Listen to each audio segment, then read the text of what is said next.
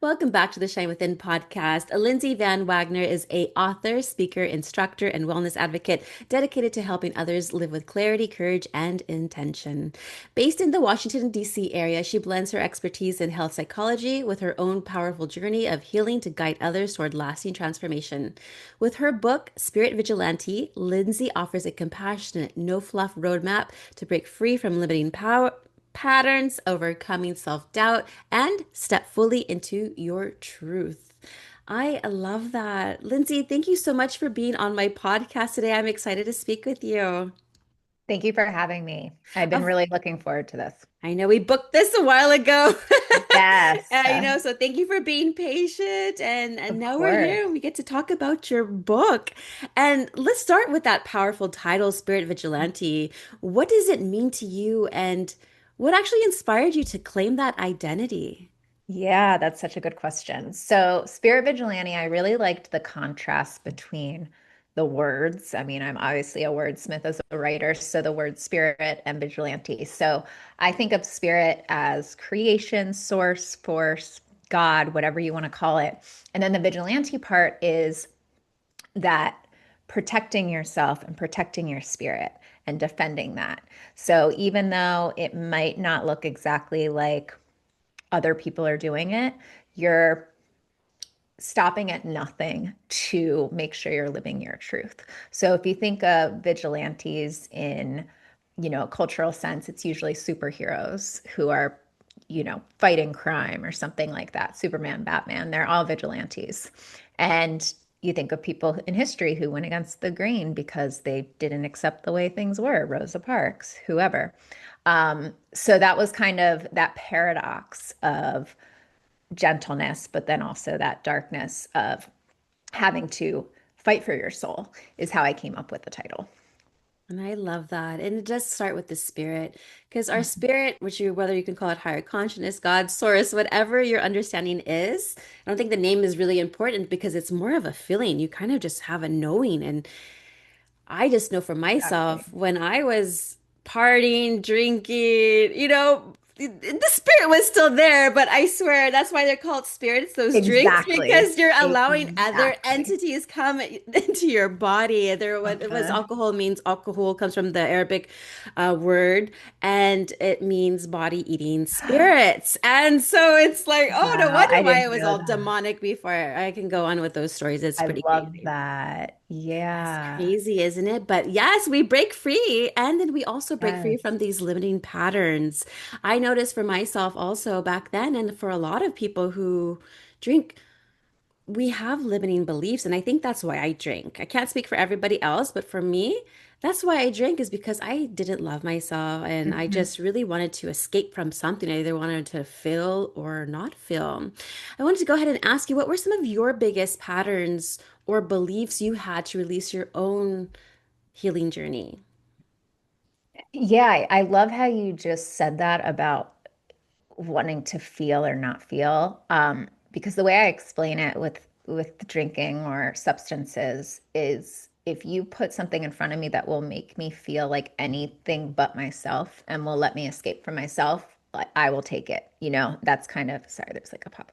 I will take it. So, what were the limiting beliefs? I think I just knew that I wasn't living the life I was meant to live. And I didn't know what that meant. I just knew that something was very wrong and something went wrong. But that shame and that guilt around that is why I had to keep drinking too. So it was like this vicious cycle of I always felt different. I always just was like very anxious as a kid and all of the traits that we share as alcoholics and addicts of everyone got a manual but me. How is everybody doing this life thing so easily when I have such struggles that I can't even get through the day? Always very sensitive. So I think the drinking helped me to kind of quiet those beliefs and just try to blend in with everybody else. And it made me feel not so different in that moment that I was drinking. I mean, when I first discovered alcohol, it was like, oh, this is how people get through life. I get it now. I get it. Now I'm going to do this as often as I can forever. Um, and it really served a purpose at that time in helping me rein in those beliefs or just obliterate them in the moment. Absolutely. And it did serve us at a moment and a time in our lives. And then we realized, hey, it's no longer serving us, it's destroying us. Mhm. Time to break free from Mhm. this. Yes. Now, many of our listeners go ahead and they feel that they're meant for more, Mhm. but they don't know how to take that first step. Can you just go ahead and give like one small step, an impactful shift someone could go ahead and make today? If you feel like you're meant for more, you are, because there's a reason you're having that thought to begin with. I would say go easy on yourself because we're all trying to figure it out no matter what point you are in your journey. And my first step for people is to always just start noticing and observing those thoughts that you're having, those feelings that you're having that you're meant for more. I'm a writer, obviously, but even if you're not a writer, I encourage everybody to write every day.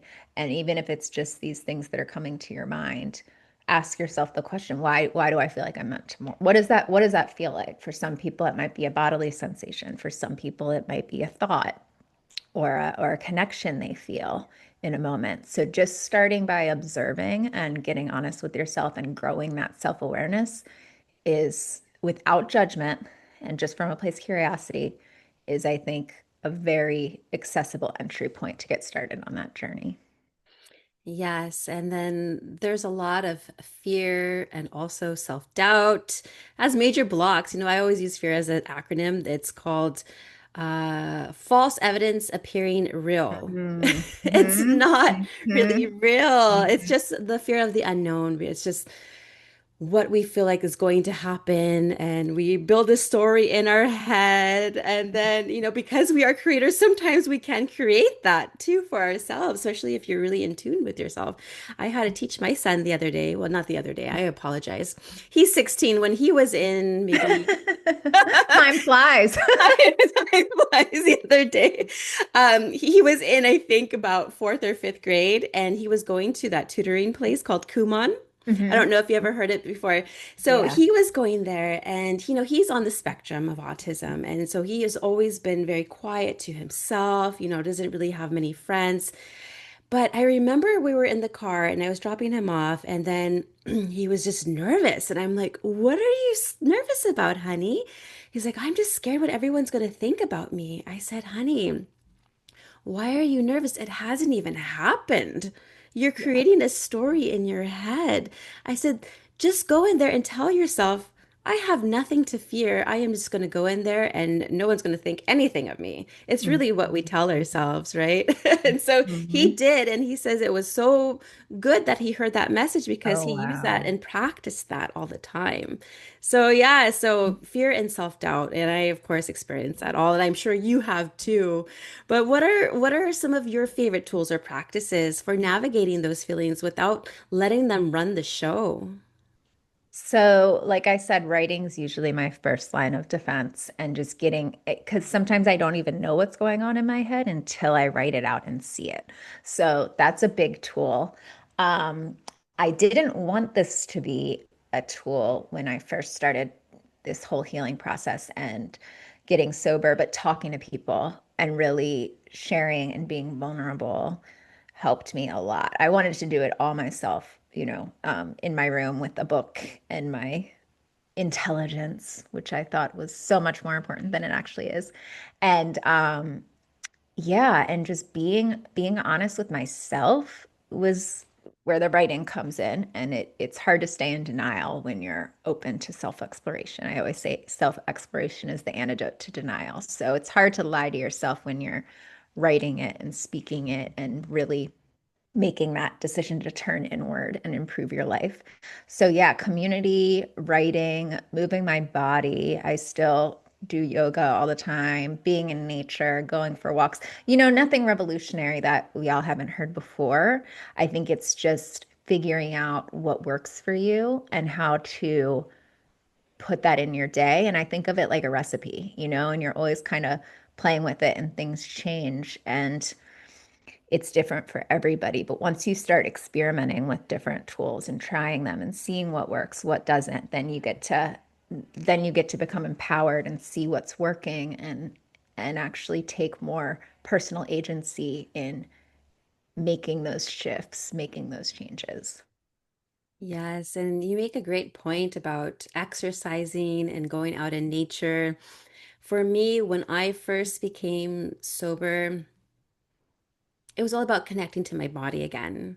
Hmm. I was Hmm. so disconnected. I mean, I obviously didn't love my body. And so if I don't love my body, how am I going to heal my body? And so that's Yeah. why immediately started going to, what was it, Orange Theory. I used to work out there all the time. 5 a.m. just because I wanted to build a habit, a pattern, a routine, Yeah. something to do to get my mind off drinking or thinking about drinking. And so that's what I did. And eventually then I got back into nature. And I mean, luckily we live right behind beautiful mountains that, I mean, we're literally not that far from downtown San Jose. And then behind me are beautiful mountains. So, I mean, I don't really Uh, go downtown San Jose. I'm not much of a city girl anymore. I yeah. just love behind me with all the nature, and that's where I get a lot of clarity. And Yeah. writing is good. I noticed that, yeah, I remember those moments where even when I was drinking and I wanted to become sober, I was writing why I was drinking Hmm. and just saying, okay, this is why, this is how I'm feeling. I don't know what's going on. And I'm wondering if I still have those notebooks. I wonder, I need to look, and that'd be very Yeah. interesting to go back and just to take a look. So yeah, writing is very important. Now, your book actually describes, it's actually more than just like a self-help guide, right? It's a Yeah. roadmap to transformation. And that's what I'm all about is finding holistic ways to transform your life so that way you don't even think about alcohol. You just love your life so much that you don't even think Right. about it. Can you actually just go ahead and walk us through the core framework you teach in your book? Sure. So there's 8 phases, and it starts with notice. So I kind of talked about that with the building self-awareness and just observing yourself and writing and stuff like that. And then throughout the 8 phases, well, I'll just tell you. Yeah. So notice is the first one. Then there's allow, and that's allowing in some source, some entity outside of yourself to help you with this journey. So kind of a surrendering-ish feeling. And then there's shed, which is letting go of all of those beliefs that aren't real, like we talked about, right? The false beliefs and the inherited beliefs that come from family and media and all of it, cultural norms. And then unlock, which is really once after you shed, kind of unlocking that inner part of you that you've been hiding. So coming back to who you really are, remembering who you really are. And then stabilize is number 5, and that is figuring out all those habits and those shifts to help you stay. So it's like STAY, stabilize, um, to stay in the moment, to stay in the hard stuff, and to have these tools to help you through that. And then step 6 is to leap. So now you kind of have a stable platform, leap, take soul risks, as I call them, start to do those things that you were afraid of, that you feel like you were meant for more. And then step 7 is evolved. That's always keeping a beginner's mind and keep it, you're never done. There's 8 steps because the number 8 is infinity, and we're always kind of cycling through all of them. And then step 8 is ascend. So that's kind of the final, oh, this isn't just about me, it's about how I can contribute to life. So I've done all of this work and it's the hero's journey, right? Like I'm now expanding, and this is all about how I play a part in the world at large and these universal teachings, and how I can now share what I've learned on this journey to help others. So that's kind of a very, very quick, high level view of those 8 phases that I go through. And within each one, there's stories just to kind of bring the abstractions to life and understand. And it's usually something, me bearing my soul, one of my deepest, darkest secrets, because I think that's what's important. And if I don't think these things would have happened to me unless I was meant to share them. Like if my story wasn't meant to be used to help others, it just doesn't make sense that, I've gone through everything that I did personally. So, Yeah, it's story, it's anecdote, it's memoir combined with practical techniques that are actually evidence-based and research-based that people can go home with and start putting these inspirations into action. Action is a key word. I always say this. Yes. Otherwise, it becomes shelf help, right? Shelf I help. love that. I've never heard that shelf help. That's so good. Yeah, like maybe just by osmosis, if that book's on the Yeah. shelf, I will Yeah. gain wisdom from it. Yeah. Right. Oh my goodness. Okay, so I'm trying to write a book too, and it, I'm stopping going. I don't know if you went through this, but I'm just like, Gina, get it together. Why don't you just finish your freaking book? Yeah. Any tips for me?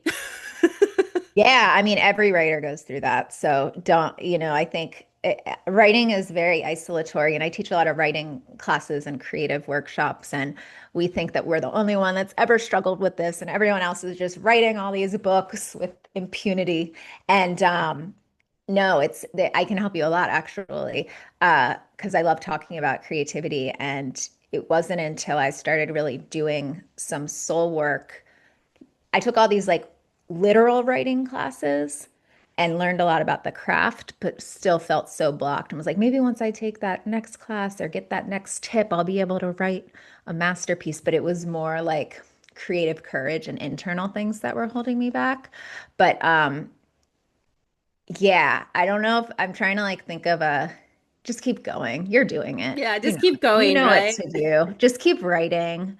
Yeah, just keep writing. It is very helpful for me to have a coach or an editor, someone that I'm working with that's like giving me assignments and saying, okay, what are we doing this week? And that's why I've found such benefit from that that I actually, and it's such a rewarding process. I now coach people through writing their books and helping them come up with those ideas, and like just seeing it come to fruition is Mhm. so, so beautiful. Because I know I'm the type of person I need to be held accountable in some way. So Yes, I it need an really, accountability yeah. buddy. Just be like, Yes, check in, Gina, did you write 10 exactly. minutes at least? Exactly. Exactly. No, but every writer, every single writer deals with those same blocks. So you're not alone. Okay, yeah, I have my outline. I've been writing like Yep. everything I have it, but it's like, am I doing it? No. Yeah. Yeah. How long have you been working on it? Oh my gosh, it's been about over a year. Oh, well, yeah, It's you'll do it. okay. Okay. Yeah. Oh my gosh. I thought you were gonna say like 20 years, which is Oh, also fine. yeah. That's what Hey, some people going the say. pace I'm going probably 20 No, no, no, years. no, no, Just no, kidding. no. You'll do it. You'll do it. Yeah, definitely. I need to spend some time with my soul out in nature and just get some Yes. clarity that way too. And then maybe definitely hire a coach to give me some accountability and then get me moving Yeah. and get me writing. Yeah, Because okay. it's exciting. It I was teaching is. a class this weekend, and I'm like, remember how we actually like writing and it's fun? And they're like, oh, yeah, because we forget, because we make it this whole thing and add this drama to it. But we actually, at the end of the day, we like doing it. That's why we want to do it, you know? Yes. And it's So, a way to talk to ourselves. Mm. yes. And Yes. yeah, because giving yourself compassion and love is, and writing is a form of that. Giving yourself love and 1000%. compassion. And speaking of self-compassion, what role does that play actually for your transformation process? And also for women who tend to be like so hard on themselves, like me. I Oh, gotta be women honest. being hard on themselves. I can't relate to that at all, Gina. I've never had that problem. No, it's funny that you say writing to ourselves, because my book, Spirit Vigilante, I feel like a lot of it is me talking to myself and saying things that I would have wanted to hear at that time. And so really writing it for the reader who still needs to hear those things. I guess when it comes down to it, I can live a lot more productively when I'm being self-compassionate. And that might seem counterintuitive because I think we're used to this work ethic of like suffer, and the harder we are on ourselves, the more we'll get done. And that I have not found that to be true. And so if you're looking at it from just an input output standpoint of, I don't care about all this woo-woo stuff, I just want to get stuff done and be successful, you're still going to get more out of it and out of life by being compassionate with yourself and encouraging yourself. So thinking about it like from a little kid, if you just are beating up on a little kid and not encouraging them, which is going to get you the result that you want to elicit. And beyond success and production and all that, it just like I don't think life is meant to be as hard as we make it. I do believe we are here to experience joy. And I think all of that can happen with success and productivity. So being self-compassionate and treating yourself, as they say, treat yourself like you treat others. When you are treating yourself poorly, you are treating everyone poorly. You are treating your creator, whatever you believe, poorly because you are a product of them.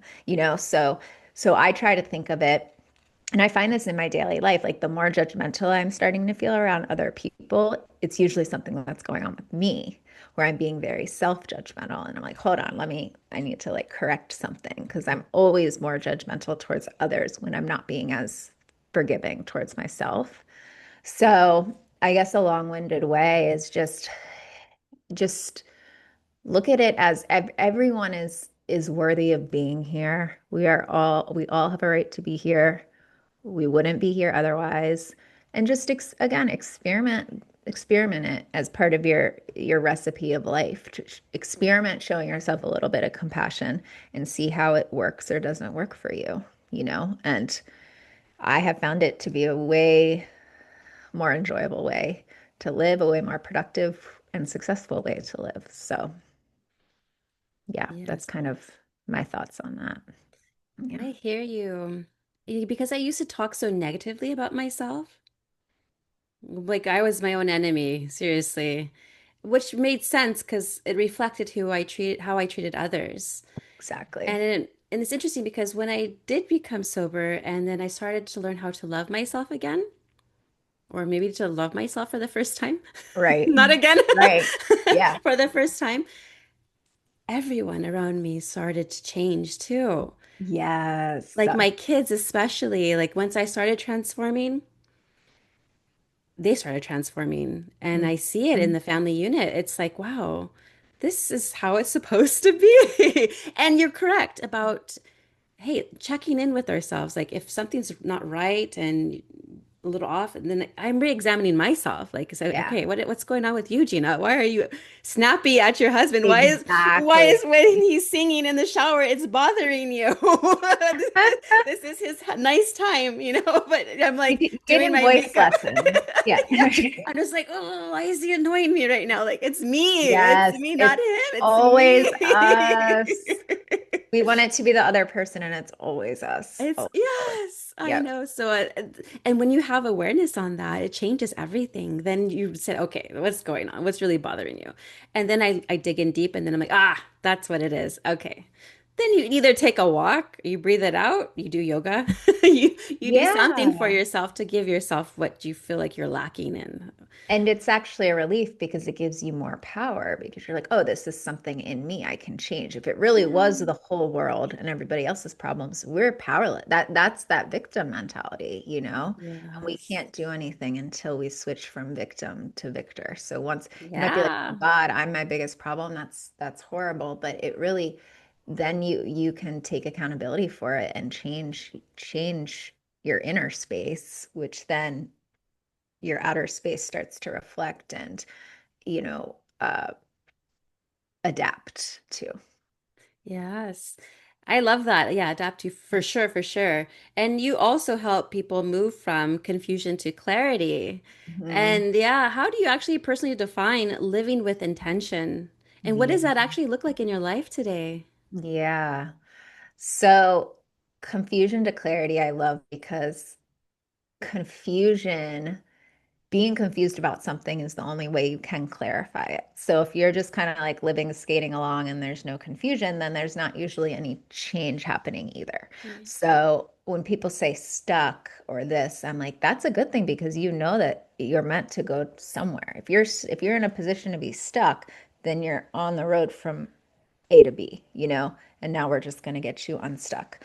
But people who don't even realize that they're stuck, that's a whole different issue.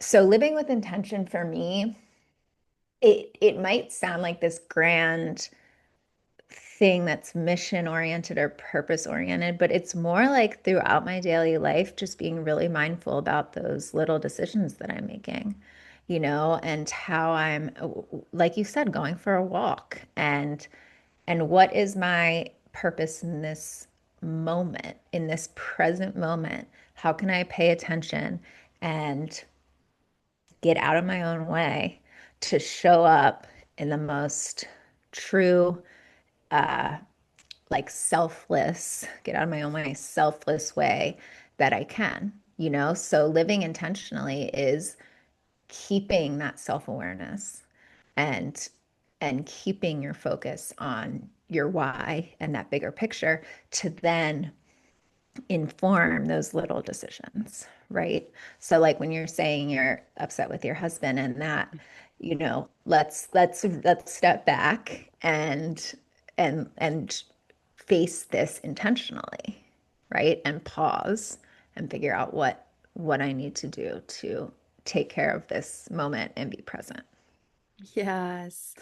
Yes, I love that so much. Yes, be present in the moment. And you can do these mindful practices all the time too. It's just Yeah, being still. I think a lot of us are not still. We're just I busy know. bodies. We have ants in our pants, and we're so used to that hustle grind mentality that we feel like we need to do, do, do, do, do, do, do. But then our body will eventually be like, okay, you're done enough. You're done, and it will Yeah, shut down. You'll get sick yeah, or something will happen. And so I've definitely. learned to stay still.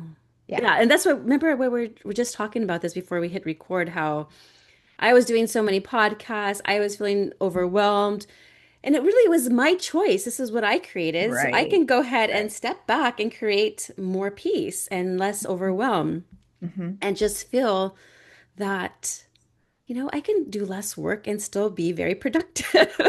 Yeah, Yeah, because I yeah, think, yeah, we live in a world where if we don't do more, then we fail. yeah. I think I've been doing less. I'm succeeding more. I don't know. I It's just agree. I agree 1,000%, 1,000%, because it's not necessarily about like my life looked way busier yeah. years and years ago, but it wasn't on anything that meant anything to me, or it was just distractions because I couldn't be still with myself, So now that I am, yeah, it's just like busyness doesn't correlate with importance or success or production even. You can be the busiest person and not really be doing anything. So I think to be more mindful and intentional, you do have to pause and have those moments of stillness to inform your next decision. Hmm. And I believe some setbacks actually, Oh you yeah. move way more forward when you have those setbacks. Hmm. Hmm. Yeah, I'm trying to think about an example of my life. There's been many setbacks. I don't even know where to begin. I know, right? Like There's how?